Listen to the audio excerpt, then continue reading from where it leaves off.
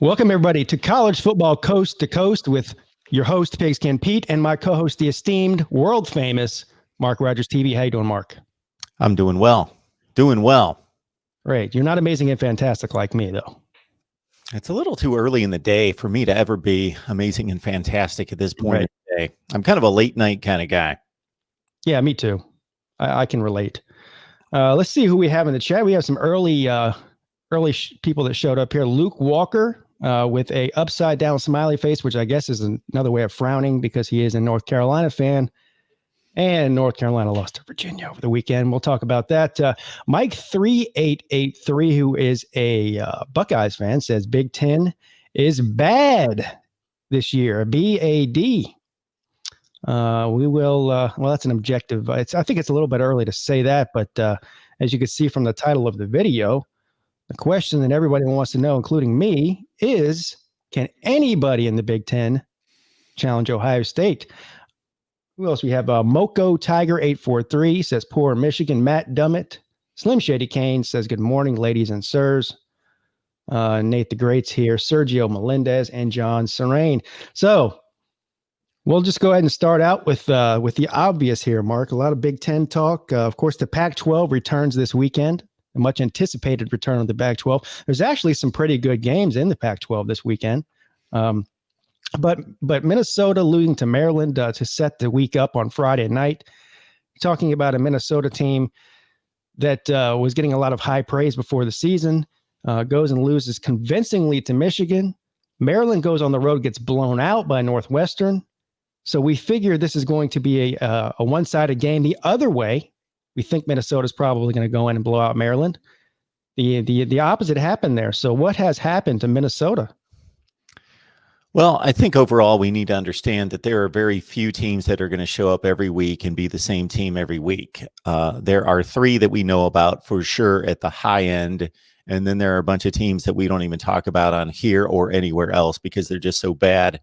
They're somewhere in the group of five, the UTEPs of the world that show up on the lower end, and we know what they're going to be every week. But don't expect this to stop in regards to, yeah, there's that other tier we talk about, Notre Dame, Penn State, Michigan, Florida, Auburn. Generally, I'm not talking about this specific season, so nobody go crazy thinking that Michigan or Auburn are on the next tier, that I'm saying that, but I'm talking about in general that we can kind of count on generally to do their 9-3, 10-2.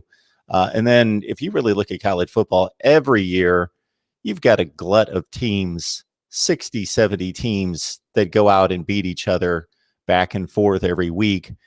And I don't think that this is that surprising, although Minnesota, they were 11-2 last year. They had a soft schedule outside of the conference. They won a couple nice games. I still think PJ Fleck is the right guy for the job, doing a nice job. Everything's fine. I just think they lost so much on defense, and you would think that a good program obviously loses a lot on one side of the ball and they replace it, and maybe they take just a rung down the next year, but they got completely annihilated by Maryland defensively.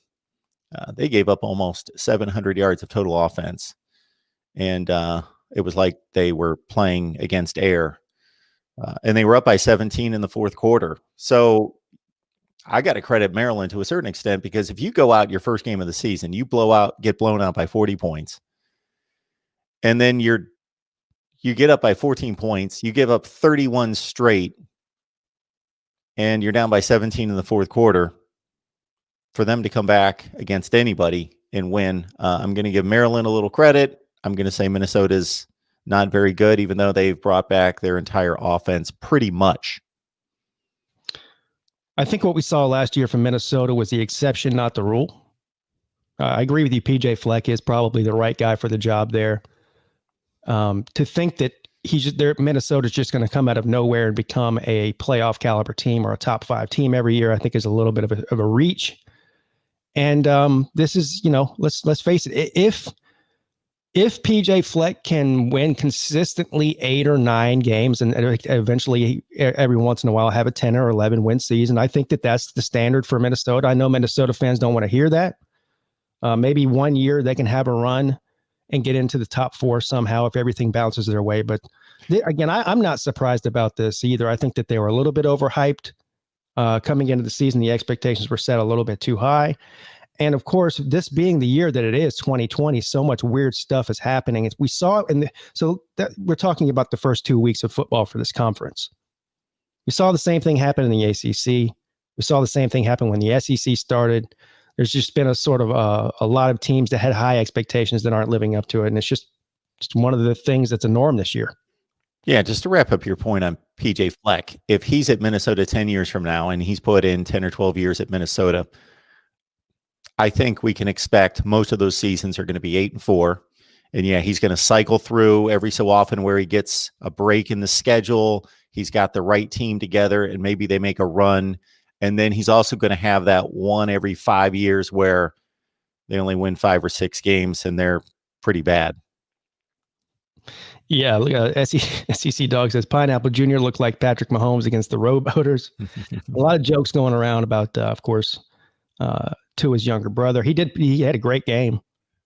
So anyway, another disappointing team, maybe the most disappointing team in the Big Ten, with the highest of expectations, particularly after their big win over Minnesota week 1, is the Michigan Wolverines.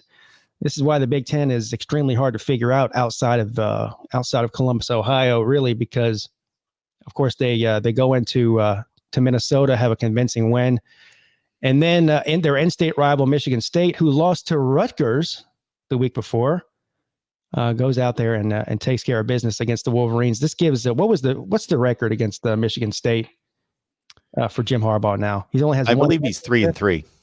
Oh. Why was that? Why did I hear he was only 1 at home? At home, okay, that's what it was. He's got 1 win at home, none against Ohio State. So he's like 1-6 against his 2 rivals at home. I got you. That's what I heard then. Nonetheless, this is. I don't know if this says more about Michigan or this says more about Michigan State, because we thought after Rutgers beat Michigan State that Michigan State was just going to be a terrible team, maybe 1 or 2 wins all season. Turns out Rutgers isn't as bad as we thought.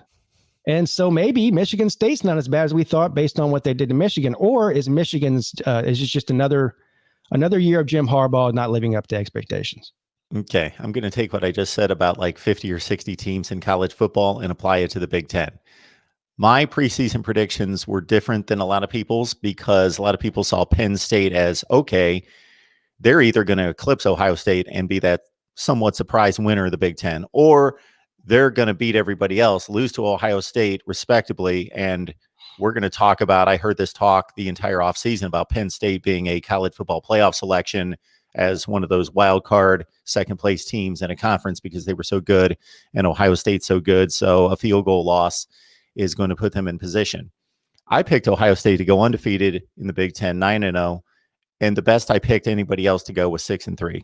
I picked Penn State, Michigan to go 6-3, and a couple teams in the West, Wisconsin to go 6-3.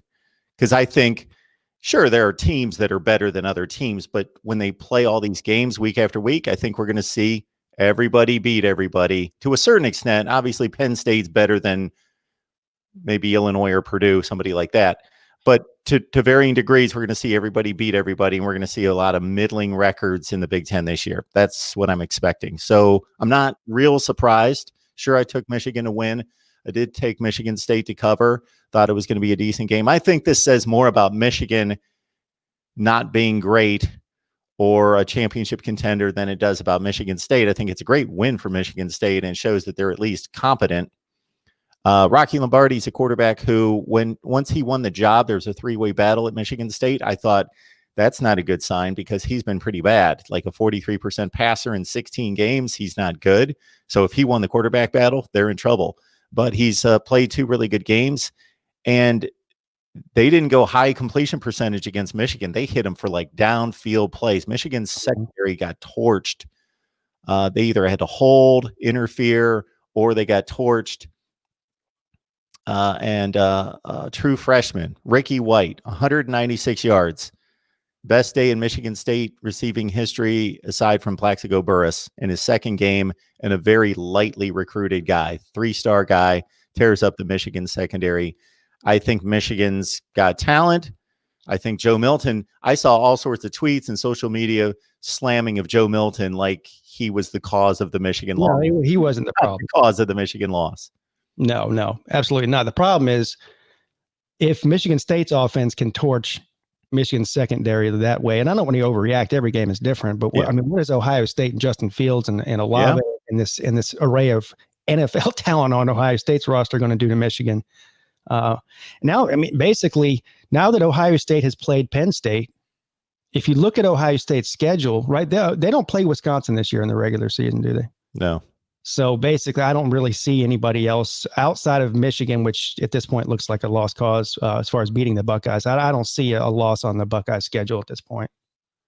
They don't even play a decent team out of the West. They already beat Nebraska. The other team is Illinois. Illinois might be the worst team in the Big Ten. I think they are. Yeah. So they don't even get like a Northwestern or Purdue or somebody that's decent to give them a game. Yeah. So I think we can all agree that it is based on the title of my video here. I think it's Ohio State and everybody else at this point. Can there be a second team that steps up and challenges Ohio State at some point to maybe championship weekend? Maybe. Well, it's still a long season. There's still a lot of things can happen as far as injuries and all that. But at this point, I think it's Ohio State's thing to lose here. Yeah, one last thing on that is we expected, basically, I did at least 3 teams to be a possibility, and that was Penn State. They got the best roster, but they just played Ohio State. It wasn't a complete annihilation, but it got to be 21-3 pretty quick, and did anybody ever doubt, even though it got to 21-13, Ohio State was in control of that game. It really wasn't much of a game. Michigan, we saw what happened to them, and then Wisconsin, they're still kind of a wild card in regards to they could be really good. They got to get Graham Mertz back, and we got to see them play some good teams. Mike 3883 says Big Ten has a Clemson schedule. Well, I would argue if you're going by the ranking system, they would have a worse schedule. Clemson had a top 5 win against Miami. They have a top 5 matchup this week. If they win that would be 2 top 5 wins, which is a far cry from anything that Ohio State's going to have on theirs, just based on what we're seeing unfold there. Again, this isn't Ohio State's fault. It's really nobody's fault. It also has a lot to do with the fact that the ACC started many, many weeks earlier, so they had a chance to have more teams ranked higher than the Big Ten did. So this is not a year where you can really compare schedules because we don't have any gauge between conferences. How is anybody comparing conferences? Unless you're just watching and saying, I think based on my eyeball test, they're better than them. If you want to start throwing around records, that doesn't make any sense because every conference does what? They go 500.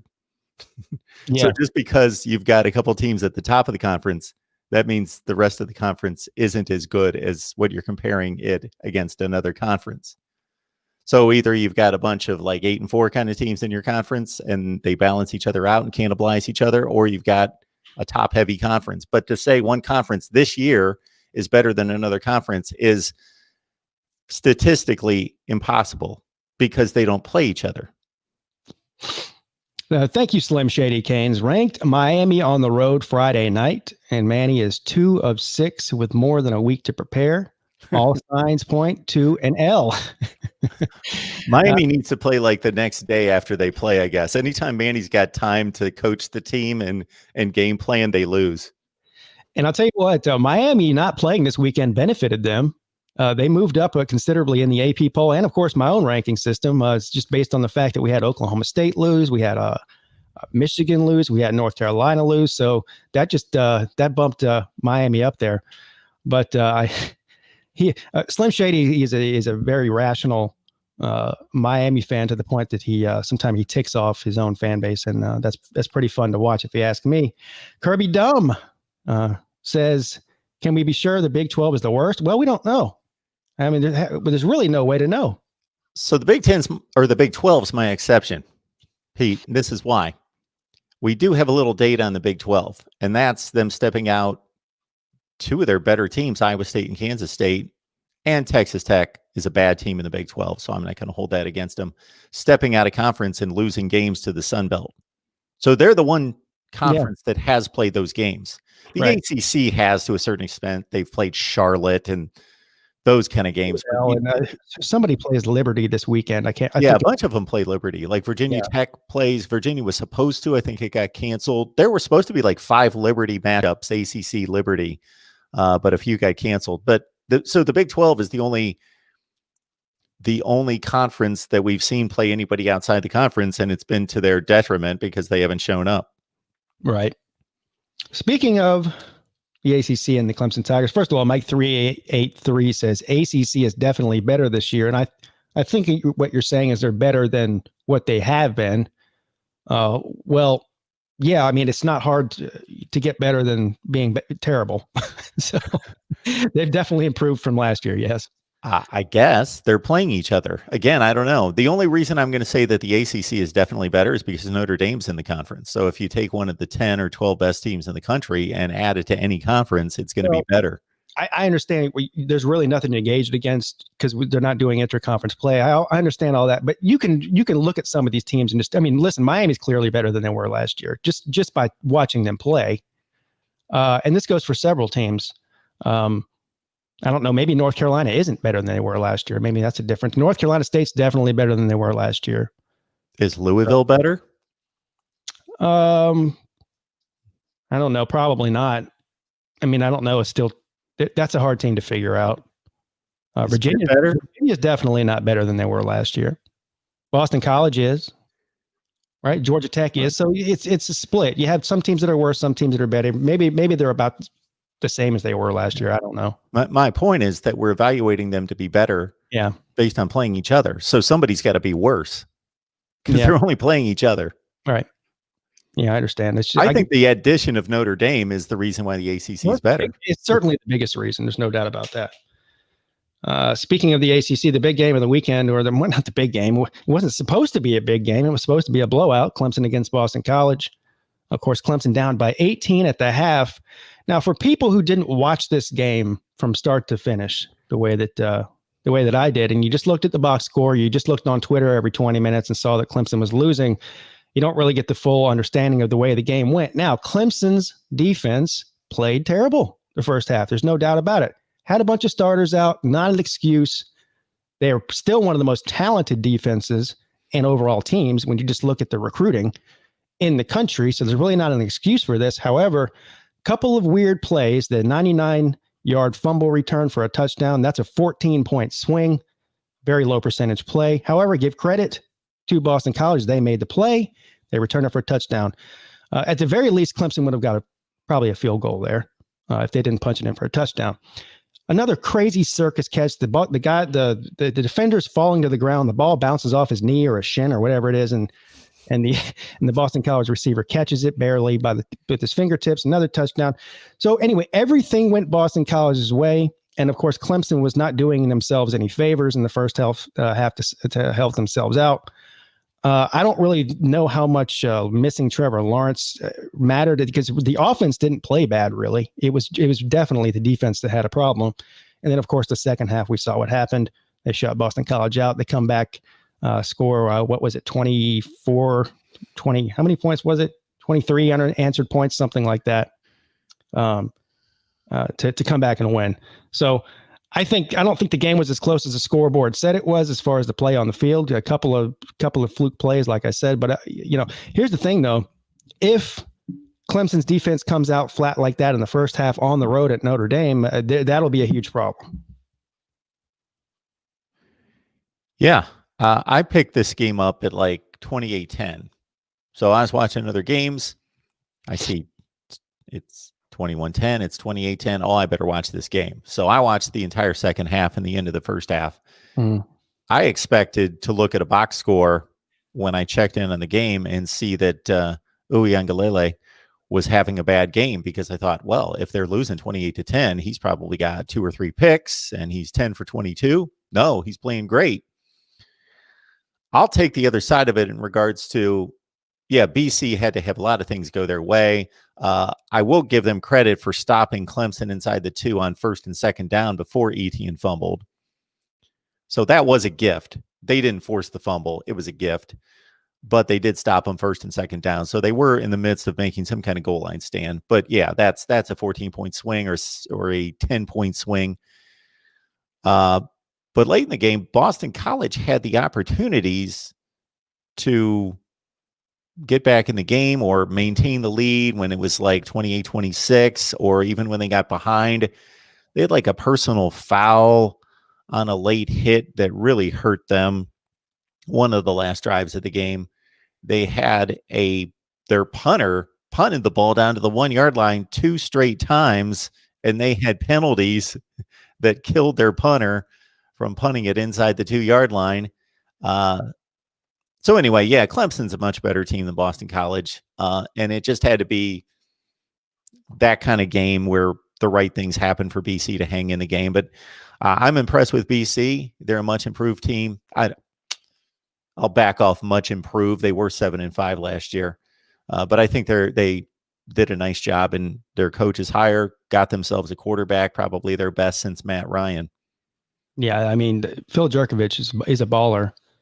Nothing you can do other than compliment Boston College for the quick turnaround. Their offense looks like a completely different offense schematically than it has in a long time, and you got to credit the coaches for that. And of course, the quarterback played out of his mind, really, but he ran into a buzzsaw in the second half there. Anyway, Clemson coming up this weekend against Notre Dame. This is not an elimination game though for either team, honestly. As long as one of these teams wins the ACC when it's all said and done and only has one loss or is undefeated, I think they're going to get in the playoffs. The only thing Clemson can't go in there and do, or Notre Dame maybe can't do, is get blown out by the other team. We saw how that works out in the past for some teams that have one loss. You know, they look at how you lost. If you lost by 30 points or something, then that's a lot different than losing by 7.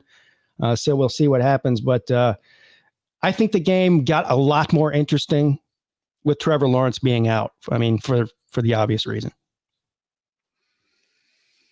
Yeah. DJ is still just his second start.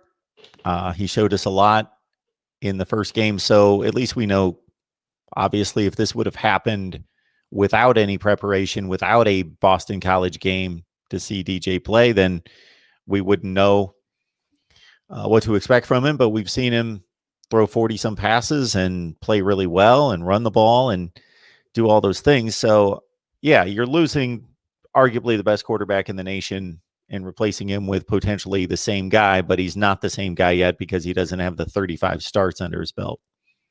The advantage I'd give Clemson in this game, other than just, I think there's still definitely a talent gap there. Not a huge one, right? Notre Dame's got a bunch of really good football players on their team. I'm not saying that they don't. But what has Clemson's weakness been, whether it was against Virginia, when Virginia, went on a run there, Syracuse scored over 20 points on Clemson's defense. Then we go to Boston College. What all of those have in common? They were getting big plays down the field in the passing game. Notre Dame hasn't shown an ability to really do that against anybody.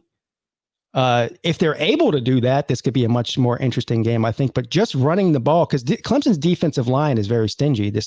Nobody's really had success running the ball on them. All the success scoring points or getting big chunk plays has been big passing plays down the field. Can Ian Book do that? We haven't seen him do it yet this year, Mark. No, they haven't. Ian Book's not going to change. He's going to be the same guy. We've seen him now play about 40 games. So he's been very successful. He's not elite. He's the guy that needs the support of a running game. And has he made big throws in big games? Yes, at times, but not consistently.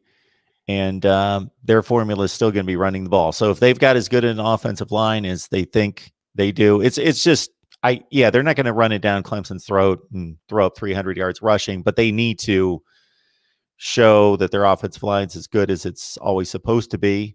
And Kyron Williams is a really good back. So they've got to have a balanced offense. They're not going to win with Ian Book throwing 50 passes for 400 yards. Right. And the other problem they run into is, they have a very good defense, Notre Dame does. But this is the problem everybody runs into when they face Clemson's offense, is that they can beat you both ways. So what happens is, we saw this with Miami. If you sell out to stop the run with ETN, then they're going to eat you up in the passing game. Now, that was with Trevor Lawrence. I got a little bit of satisfaction knowing that that DJ is a very accurate passer with a big arm. He had several amazing, NFL throws in the BC game, some just absolute ropes. A little bit inaccurate at time. He overthrew a couple of players, but he had a couple of really good passes in that game. So anyway, if you sell out to stop the run, then they're going to hit you downfield with their receivers and their tight ends. So I don't know. It's really hard to stop Clemson's offense, no matter who you have at quarterback right now. But it'll be interesting if they are able to at least slow down ETN some. That would force this young guy, this true freshman, to have to move the ball downfield in a big game on the road. Maybe he gets flustered, throws a couple of picks. I don't know. It should be interesting to see what happens, though. Slim Shady Canes. Mark, Notre Dame is fool's gold. I like how you did that there. Fool's gold. Barely a top 20 team. They have won one game in the month of January in 30 years. Well, I understand that you're a Miami fan and you hate Notre Dame. I don't really know what the past 30 years has to do with this year. That's number one. Number two is they are a Power 5 team that is currently undefeated, sir. So is Miami not a top 15 team because they went 6-7 last year? Miami went 6-7 last year. They lost to FIU and Louisiana Tech, so they're not a top 15 team this year. What are we talking about? Are we talking about the last 30 years? We can have a discussion about the last 30 years. Take any time frame you want. We can have a discussion about who's the best and who's not the best and where we should rank them, or we can have a discussion about this season. I think Slim Shady is just trying to get the juices flowing here. Good job, sir. And by the way, thank you for the donation. Me and Mark really appreciate it. For anybody who donates, it helps us out tremendously. Yes. All right. So moving on, I think we've said all that can be said about the Clemson versus Notre Dame game. That's where game day is this week. All eyes will be on South Bend. And I think everybody, is there two more? I think everybody wants Clemson to lose because they're Clemson and they're winning so much. Then again, there might not be a more hated team outside of, their own fan base than Notre Dame for whatever reason. So maybe this is a win-win or possibly even a lose-lose situation for both teams.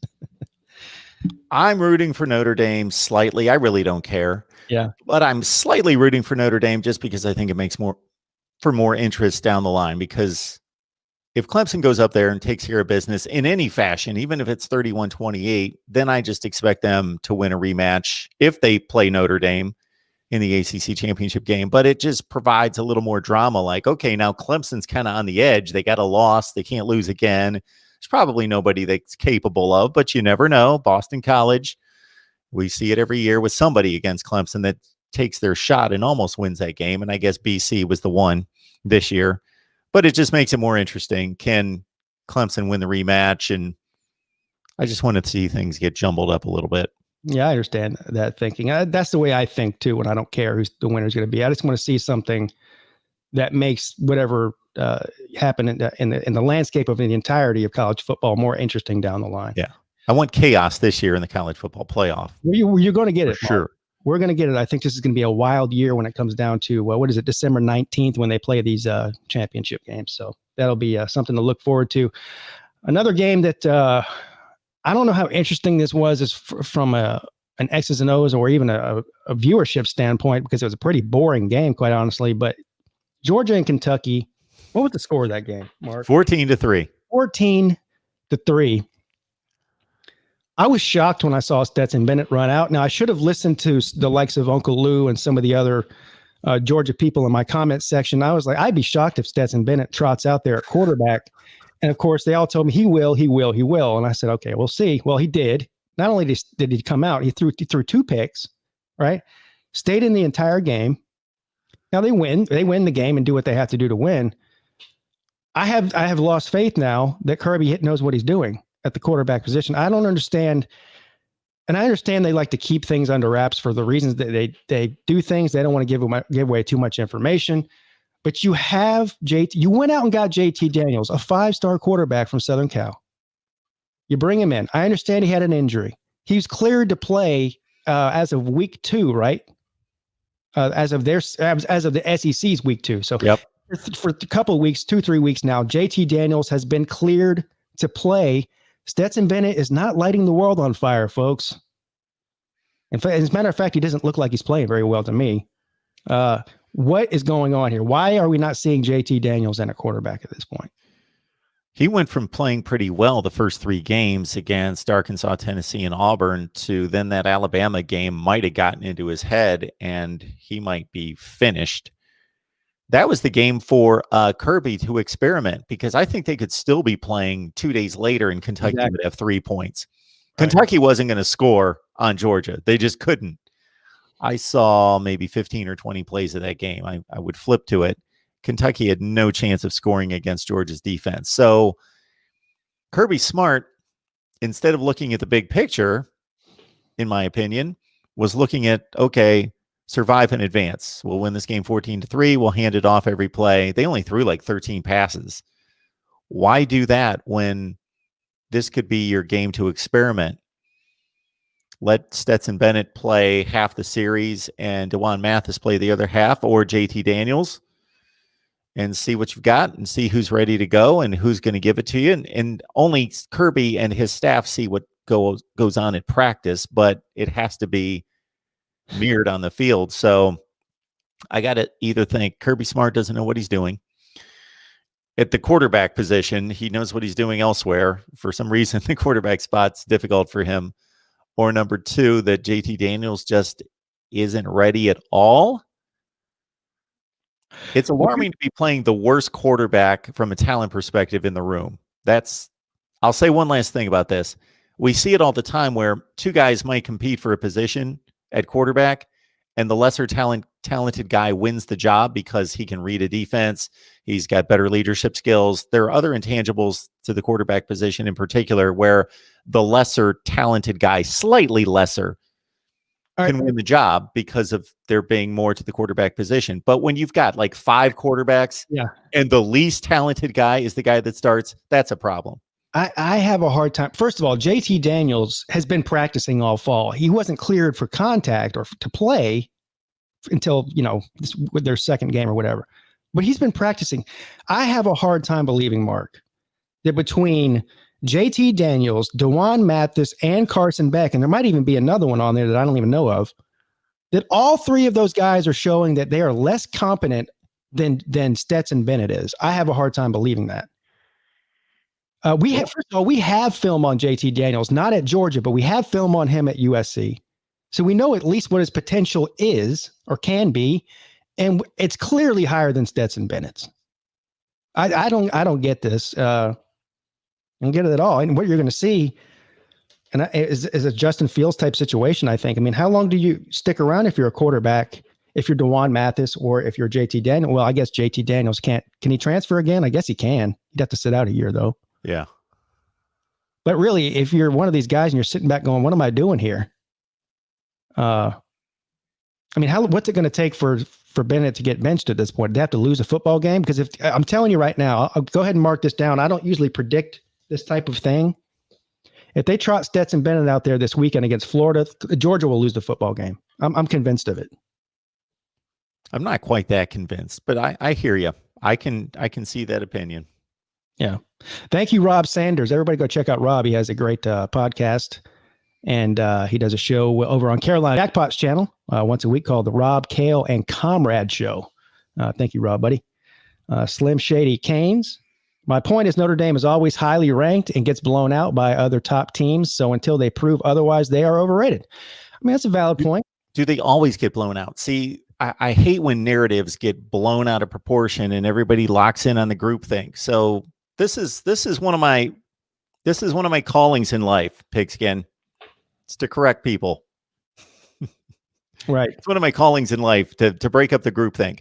I get the point. Notre Dame loses big games. I always love to hear people's definition of a big game. That's always interesting to hear what that is. But anyway, we'll get past that. They went to Georgia. Georgia was a top 3 or 4 team in the country last year. They went to Georgia. They didn't get blown out last year. They lost by a touchdown. They lost by 6 points. They went and played Georgia in 2017. The team that came that close to winning a national championship went to overtime in the national championship game, and Notre Dame lost by 1 point, 20-19. Is that getting blown out? Notre Dame played Clemson in 2015, a team that went to the national championship game. That seems to be a pretty big game. They lost on a failed 2-point conversion at the end of the game. Is that a blowout? He does bring up a good point there. They also had a big bowl win last season, didn't they? They beat Iowa State. Well, was it a New Year's Six bowl game or no? Maybe it wasn't. No, I don't know why the bowl system got screwed up. I don't know why they were playing Iowa State 7. Right. They beat LSU a couple of years ago in a big bowl game. Right. Anyway, but thank you, Slim Shady. NBA fan says it's crazy when DeJuan Mathis looks subpar in games and Kirby replaced him within the quarter. This is what I'm talking about. But this guy can stink it up, and he gets Jake Fromm rope. Now, the other thing that we have to take consideration here: DeJuan Mathis played not even the entire first half. I don't believe against Arkansas, or maybe he played the first. He half. Didn't play the whole first half. Well, at the time, we thought Arkansas is terrible. They're a one-win, maybe SEC team. Now we know Arkansas's defense is pretty good. Plus, DeJuan Mathis hadn't played a live football game in like 2 years almost or something coming into that game, first game of the year. I don't know why you don't give this guy another shot. And he's a 4-star guy. He didn't forget how to play football over the past couple of years. So this is just. I mean, I can say what I want. The Georgia fans are absolutely pulling their hair out over this situation, and what can you blame them, Mark? I can't. No, I can't blame them. DeJuan Mathis obviously won the job going into the Arkansas game. JT Daniels aside, Jamie Newman aside, because he opts out. Carson Bennett comes in, does a nice job against Arkansas, does a nice job against Auburn, does a nice job against Tennessee. But pretty much shows that he's going to be a game manager kind of guy. But I thought at that point he's going to be a good game manager kind of guy. Now he's starting to make all sorts of mistakes too. So and you can't do that against Florida because Florida can score, even against Georgia's defense. That's going to be the obvious. Yep. Everyone's looking forward to see how such a great defense in Georgia can match up against the high-powered offense in Florida. But if you're Georgia, you have to be able to score points. This thing where you score 14 points against Kentucky. I mean, yeah, Kentucky's got a decent defense and everything, but you're not going to beat Florida doing that. This could turn into a situation where Georgia's playing from behind, and if Stetson Bennett is trying to make a 14-point comeback, I don't see that happening. At the very least, I would be surprised if Georgia can hold them under like 24. I think. Right. Florida's at least going to score in the low to mid 20s. Yeah, so that means they have to score 4 touchdowns probably at least to win the game. I don't see that happening with Bennett, but we will see. Slim Shady, thank you for the donation, says 2012 Bama, 2017 Miami, 2008 Clemson. He's talking about Notre Dame. Well, that's 3 games. Yeah, I heard every time. That's what the first statement was. Every time. I'm just. Yeah, I understand Notre Dame gets blown out in big games. Yes. I get it. I wasn't done with my list, but I stopped there. Moving on from the confusing, head-scratching quarterback situation at Georgia, another great game last week, which I thought was going to be one of the better games, and it lived up to the hype, was Texas and Oklahoma State. So Oklahoma State loses by a touchdown to Texas. This just makes the Big 12 even more interesting. They're cannibalizing themselves at this point, Mark. Oklahoma State loses another game, then I think that the Big 12 is probably definitely out of the playoffs, no matter who wins, because you won't have, right? I mean, how many teams have 1 or 2 losses in the Big 12? Oklahoma State's the only team with 1 loss. Has at least 2. Everybody, yes. Yep. There you go. So Oklahoma State loses another game at some point, which is more than likely, whether it's in the Big 12 championship or a game before that. I think that leaves the Big 12 out. Opens up the door for all kinds of other scenarios around the country, whether it's a group of 5, a team in Cincinnati. We'll see what happens in the Big 12, or maybe multiple teams from one of these other conferences, the SEC or the ACC, since the Notre Dame is in the ACC, that opens up that door. So a lot of things can happen at this point. Nonetheless, the parity in the Big 12 this year is astronomical. From a betting standpoint, or even just about picking a games against the spread or picking the winners it's the most difficult conference to figure out. What does this mean for the Big 12, Mark? Oklahoma State losing. Well, I come away from the game thinking Oklahoma State's still the best team in the Big 12. it was almost like a Penn State, Indiana kind of situation where Texas had to make a bunch of crazy plays, not to that extreme quite of the Indiana Penn State, but the total yardage was 600 to 300 roughly. 4 turnovers that Texas didn't turn the ball over. A lot of that happening. So Texas got outplayed, but they made the right plays, and credit them with a win. I'm not talking about officials getting involved in the decision. The Texas earned the win. It was just one of those games. Yeah, Oklahoma State, they're still the team that needs to emerge in the Big 12. So if you just root for the Big 12, you're rooting for Oklahoma State to win out. That was a damaging loss for the Big 12. You wanted Oklahoma State to be that undefeated team that beat everyone. That's not going to happen now. They still have to play Oklahoma. They still have, the Kansas State and TCUs out there that are probably much less of a threat. They've already beaten West Virginia. They've already beaten Iowa State. So it's mostly Oklahoma, and it's a Big 12 championship game getting in Oklahoma State's way. But if they can make their way through with one loss, I think the Big 12's in pretty good shape. But like you say, that's iffy. Yeah, I mean, listen, if they beat Oklahoma and then win the Big 12, that's considerable, some big wins there. So I think they would definitely get in as a one-loss Big 12 champ. Losing one more game, I think, would be detrimental to the entire conference, unless there was just some chaos that happened elsewhere that allowed for them to get in. Thank you, Volusia Orange. I'm encouraged by the BC game. This is a Clemson fan here. BC got all the breaks, and we still won with DJ gains confidence. 13-6 get healthy, and we're ready for Notre Dame and Georgia 2021. He's looking ahead to 2021. Holy crap. We got a lot of football between now and then, but I do share your sentiments there, sir. Thank you. I appreciate it. Yes, I think that was huge. It would have been different, Mark. We'll briefly go back to the Clemson matchup because he brought it up. It would have been different, Mark, if this was DJ's first start this week against Notre Dame on the road.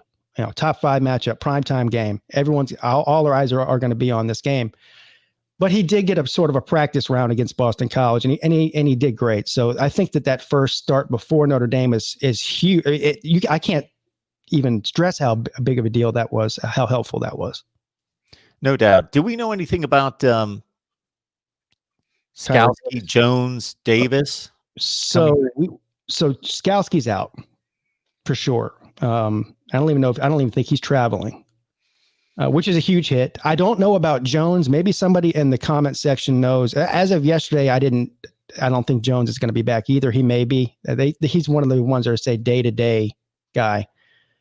Same thing with Tyler Davis. Now, Tyler Davis has missed several games this year. He is the best defensive lineman on the team, I believe, at defensive tackle. When he's not in the game, he's missed several games. Those are the games, right? Syracuse, Virginia. Those are the games where magically somehow the other team puts up a considerable amount of points. When he's in there, he was in there against Miami, completely shut down the Miami running game, and they have a very good running game. Anyway, I don't know. If he's back, that's a big plus for Clemson, but I don't know the situation with him. So, but losing Skalski is a huge deal. He is the leader of the defense as a whole, I believe. So. But they have a bunch of 5 stars. You recruit for a reason. You can't really complain. You got to get the job done. All right, so we agree about Oklahoma State and Texas there. I don't really think there's much else we could talk about last week. I mean, from a non-football standpoint, I don't know if you saw the brawl between Florida and Missouri. I don't really even know if that's worth mentioning. I don't even know what caused it. All I saw was the actual video itself, and it looked pretty embarrassing, quite honestly. Yeah, that game was so low on my radar. I didn't see it, and then I saw a halftime show. Like I'm watching like 3 games at the same time, and I see a halftime show the melee, and I just think, guys are getting into it. There's a melee, and so I don't get into the whole circumstances surrounding it. Then I get all these calls the last 2 days from all these people wanting opinion from me on it. So I kind of look into it. The first 3 articles I read were all targeted toward Dan Mullen is the problem. He incited a fight. He went out there I don't know. I'd have to watch the play. And then, of course, our guy George jumped on a call last night with me, and he was very, very upset because Kyle Trask was targeted and basically just victimized and just abused, and that was just his teammates coming to his defense. And Dan Mullen had every right to go out there because the officials were like texting their girlfriends or something, not paying attention. And I'm starting. Dan Mullen, I don't know what his deal is. You remember what it was 2 seasons ago? He almost got into where he did get in an altercation with what's his name from Vanderbilt, the coach. With Derek Mason? With Derek Mason. First of all, that's not the guy you want to pick on if you're Dan Mullen. No. Derek Mason would probably break him in half. But he seems like sort of a hothead guy, and he does, and maybe that's a benefit to getting your players riled up and all that. But if you're out there inciting fights, that's not a good look for the football team. It's not a good look for the university, and it's certainly not a good look for him personally. Anyway, I guess this is a non-football discussion, so we won't spend a whole lot of time on it. But yeah, I think the SEC is reviewing tape as we speak. I'm sure that they're looking at every video angle and figuring out what they should do. I don't know what. One of these days, that Dan Mullen's going to get his butt kicked. Yeah, he doesn't strike me as the guy that wants to be picking fights with most other football coaches who have probably played football. Yeah, exactly. All right, so moving on to some of the games coming up this weekend, as we got another 10 or 15 minutes left here. Let's see here. So Purdue and Wisconsin's interesting to me. Obviously, Wisconsin is, well, first of all, what's the situation there with both the starting and backup quarterbacks? Do you know? Yeah, so if they're going to play this football game, and Wisconsin doesn't seem to be too interested in playing football for a team that is as good as they are year to year, they could have played the last game. Now, I get they don't have their second and third string quarterbacks, first, second, and third now.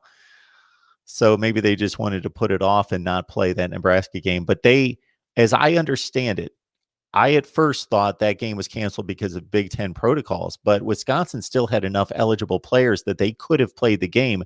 They determined that they did not want to play Nebraska. I don't know how I do know how I feel about that. I think it should have been communicated to all the teams that if the Big Ten, with as stringent as the guidelines are, says that we have an eligible game here, that you can't opt out of games. You're either going to play or you're going to forfeit. Can teams do that during a regular season? Oh, we got too many injuries. We're not playing this week. So I had an issue with that. So anyway, going forward, Wisconsin, Purdue's 2-0. And Wisconsin's down to Danny Vandenboom, fourth string quarterback. Danny Vandenboom. So despite that, I want to say that Wisconsin is still a favorite in this game. Now, how can that be possible, Mark? I believe they're an 8-point favorite. Is what the line opened up at. Purdue has turned out to look like a pretty solid football team, despite the fact. Now, and here's the other. So another mystery of the world is what is going on with Rondale Moore. Why is that is a mystery? No, nobody seems to know. They aren't saying why. Yeah, it's not like, oh, he's got a bad knee or he's got this or that. It's like, has he decided, and they don't want it to look bad, that after he opted out, opted back in, that he decided to opt out, but they didn't want to say. It is strange. When that went down, I've seen a couple shows on the Big Ten Network, and if the Big Ten Network can't get the right information and it's secretive to them, then none of us are going to get it. And they even say it's undisclosed. And I don't even understand the reason why you would keep something a secret. Either he's hurt, he's got coronavirus or whatever it is, or he's decided he's not playing, or he's been benched for some kind of discipline reason. I don't know why you just don't let the public know, instead of having to continuously answer questions about this as a distraction, number one. And it also makes it look like they're trying to hide something, which is another, not positive thing for the program. Maybe because they are. Well, they're hiding something. Well, the truth always comes out at the end. So if they're hiding something, eventually it will be found out anyway. So you may as well just go ahead and get ahead of it now. Anyway, despite that, I still think Purdue is a very good football team with or without Rondale Moore. They have another receiver. I can't remember the guy's name. David Bell. David Bell, who's looking really good there. The offense just looks really good at Purdue, which is the reason I'm so surprised that they are an underdog to Wisconsin, who's down to their fourth string quarterback here. So I mean, this isn't a betting show or anything, but at this point, I think I'd put my money on Purdue against the spread there, Mark. And my concern with Wisconsin is that, they don't have the Jonathan Taylor, Monte Ball, James White guy in the backfield. They were going to run it by committee. That one game, I know it's only one game, but against Illinois, they threw 5 touchdown passes. They didn't run for much of anything. They don't have the dominant run game. It doesn't appear. They've got like a lot of serviceable backs. So it's not like, okay, we got to go with our 4th-string quarterback, Jonathan Taylor. Okay, you're going to run it 35 times instead of 25 times, and you're going to gain 220 yards, and we'll beat them 23-17. Yeah, I'm with you there. So I would take the Boilermakers here, unless there's something that I just don't know about. Where's the game? I believe it's in Wisconsin. I believe. Pretty sure it is. I don't know how much that matters these days either, though, Mark. I mean, true. The Big Ten, they're a conference that doesn't have any fans, right?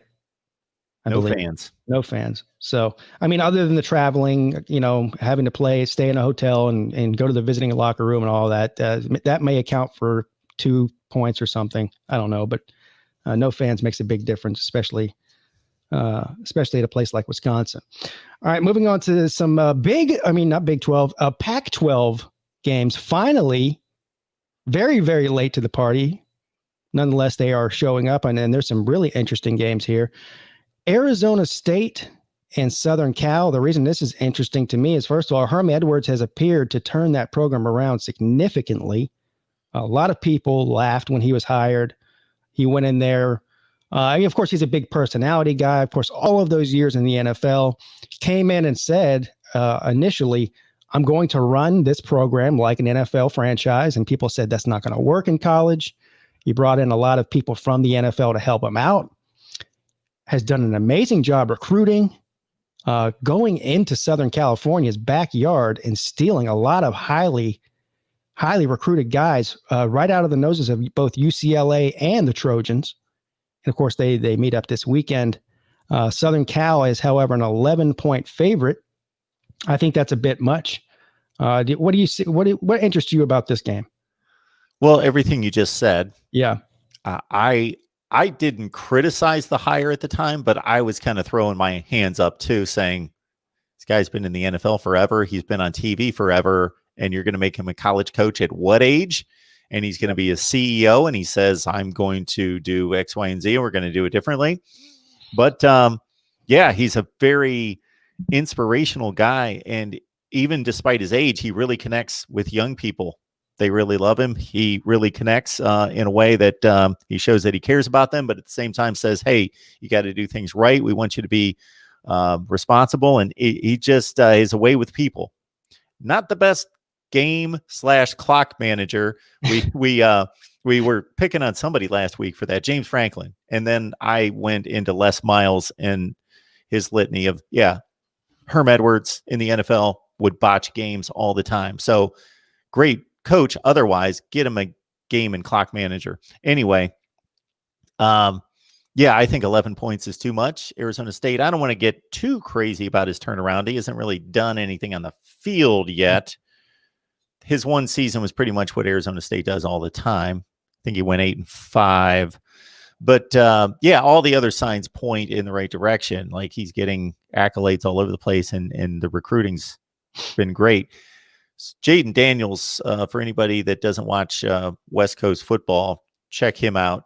He's an emerging star quarterback for Arizona State. This should be a really good game, and they're making these boys kick off at 9:00 in the morning, local time. Yeah, what is the reason behind that? I understand they get a lot of criticism in the past about their games are on too late, so they don't get a national audience on the East Coast and all of that. But it seems a bit unfair, quite frankly, to the players and the coaches to have to do that. I heard Urban Meyer say if my team had to play at 9 o'clock in the morning, they'd be getting their call at 4 a.m. They would have to get up at 4 o'clock in the morning, which even if they're not out doing anything, partying, anything that they shouldn't be doing Friday, just a normal sleep pattern. Yeah, I think it's unfair. It's one thing. You got to get up at 4 o'clock in the morning this week to, run some errands. It's another thing. You got to go hit people and play football and be explosive. Do you think that this is a reaction to them having such a short season that they feel like they need the all eyes on deck around the country to notice how good some of these teams are so they have a better chance of getting in the playoffs? Well, certainly the people that don't watch college football all day on Saturday tend to do what they do during the day, run errands, go eat lunch, go to the mall, do those things, and then they watch the primetime game. So the primetime game, ABC and ESPN owns that. So Fox is counter-programmed in the last couple of years to say, big noon kickoff, this is going to be our biggest game of the day. It's usually a Big Ten game. Noon kickoff, that's our biggest game. And the Pac-12 wants a part of that. So that's their best game of the week, and there must not be anything available in the Big Ten that's really that attractive. Yeah, well, and there's not. So yeah, Arizona State, USC, get up at 9 o'clock in the morning, and we'll start hitting at 9 o'clock in the morning. If you want Larry Scott, Pac-12 commissioner, you want some money and want some attention.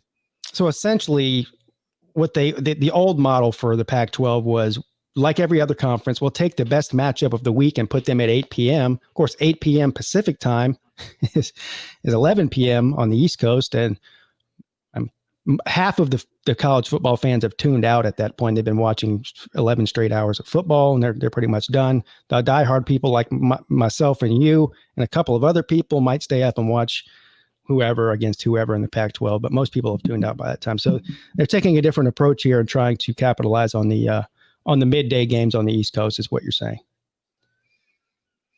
Yeah, that's what it's going to be. I know the times that I've spent out on the West Coast, it is kind of interesting on a football Saturday or Sunday to start watching football at 9 or 10 in the morning. It's kind of a different day. So Arizona and Utah is another one that's interesting to me, not so much for Arizona because of what we saw from Utah last year, coming within one game of most likely being the fourth spot in the playoffs had they had capitalized on that game, but they did not. And they are a 14-point favorite. We get to see Jake Bentley, former South Carolina quarterback, in a Utes uniform. I mean, what are the expectations for Utah this year, Mark? Do you know? I haven't really paid much attention to them, quite honestly. Well, they're always tough.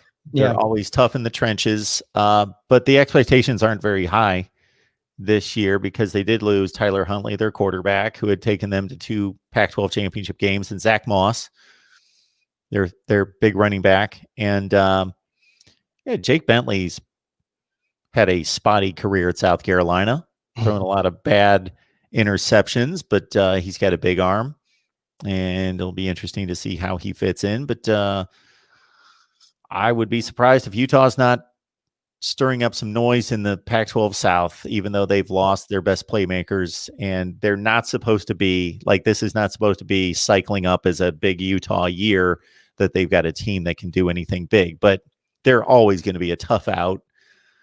And so I haven't looked at the schedule, have not made my Pac-12 predictions, which I need to. Yeah. And so I'm going to guess, I'm going to give them, if they play their full 7 games plus the championship weekend, 8 games, Utah's not going to go any worse than 5-3, 6-2. Right. I mean, in the years past, the recent years, it's been the Pac-12 North has been the stronger of the 2 divisions. And I think it's leveled out now, with Washington sort of kind of taking a bit of a downturn here. Stanford hasn't looked great the past couple of seasons.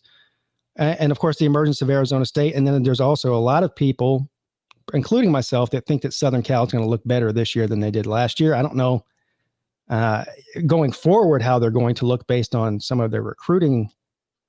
Particularly last year, what did they end up in somewhere in the high 30s or low 40s or something? So not very good. Definitely not USC standards, but I think the Pac-12 is going to be, if nothing else, extremely interesting this year, to say the least. And last and not least, Stanford and Oregon.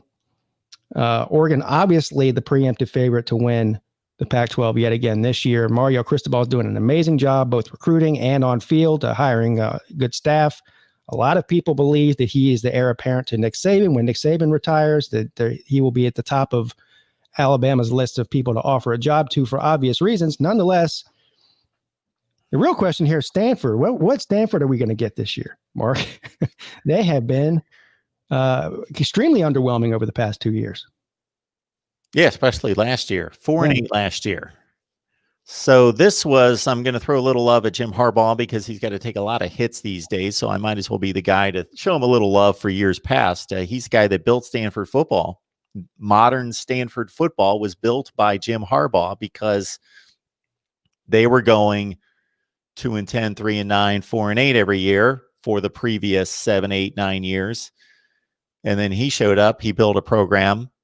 Andrew Luck didn't hurt. And, he built that thing to BCS caliber. He took them to a BCS game. They won Pac-12 championships very soon after that. David Shaw takes over. Kind of like, I'll liken it to Memphis. Justin Fuente built Memphis, took a 2-3 win program, built them to a group of 5 power, handed it to Mike Norvell. Norvell continued the winning, didn't have to do the hard work. So David Shaw takes over, and for the first 5 years, he's there. They're going to Rose Bowls. They're coming this close to college football playoff appearances. They're winning the Pac-12, but they've slowly, 10-2s have become 8-4s and 8-4 and 8-4, and then boom, 4-8. They again, the conference isn't that good. It's arguably the worst conference. So 4-8 in the Pac-12 was pretty bad. They were pretty bad last year. So this is I hate to say this in this season because it's 2020 and it's can't be evaluated the same way, but they're kind of at a crossroads. Is Stanford going to jump back to being a serious contender in the Pac-12, or are they going to slide back into one of these 10-year runs of not being any good? Yeah, and the question is, if they have a subpar season, even though it's a short season, even though it's an unprecedented year with a lot of issues involved, is David Shaw on the hot seat if he has a bad year this year? I don't believe that he will be. I don't think he is. I don't know who gets fired after this season because of that's COVID being an excuse that, okay, we know it was difficult, no spring football, blah, blah, blah, but also the money situation. We're all losing money. We don't want to pay some coach off $15, $18 million to hit the road. Yeah. So we'll make 2021 the decision year. I agree with you. Particularly, I think the hottest of all hot seats is in Columbia, South Carolina right now. And like you just said, with all the money that's lost, I think that if South Carolina had a 2 or 3 or 4 win season like they did last year, this year that Muschamp would have been gone for sure. But with the COVID, I think it probably buys them another year. 2021 could be the big year in Columbia, South Carolina, Ann Arbor, Michigan, Austin, Texas, Auburn, Georgia. What about Tennessee? Yes, Knoxville, Tennessee, and possibly Stanford. And possibly Southern Cal. Oh, yeah. Yes. He's been on the hot seat since he jumped on the hot seat right out of the gate. Yes. So, and Urban Meyer's going to be brought up for, well, at least the Texas and USC. He's not going to South Carolina, but USC and Texas.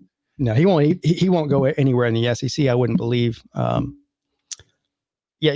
Texas, USC, and possibly Notre Dame, of course. That would mean that Brian Kelly would have to get fired, which I don't think is going to happen anytime soon, or he would leave to go to the NFL, which is probably more of the likely of the two. Although I don't know if I'd want that headache right now, the way things are going in the NFL. That's a whole different discussion for another day, though.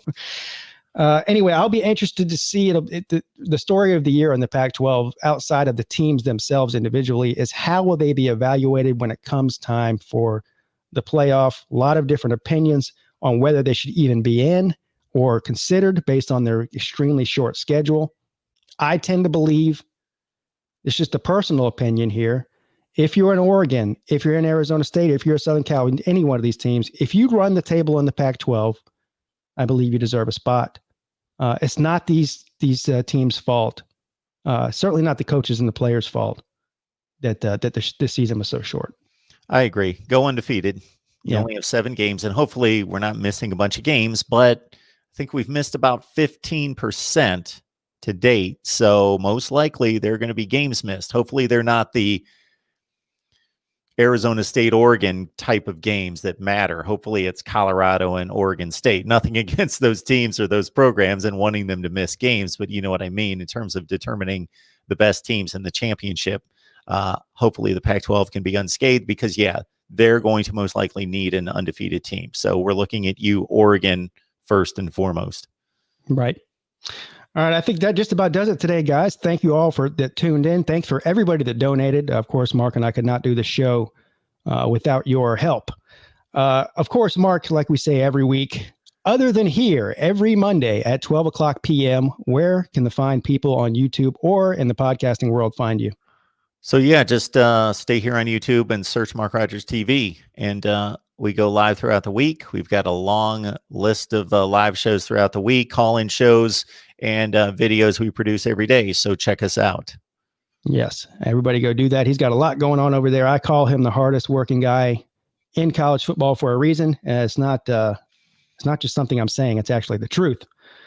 All right, guys, thank you so much. And we will see you right back here next Monday. We'll have a lot of fun things to talk about. We're going to have a top 4 loss, either Clemson or Notre Dame. So that'll be interesting to talk about even in itself. A lot of good games this weekend. We'll see you guys next week. See you later, Mark.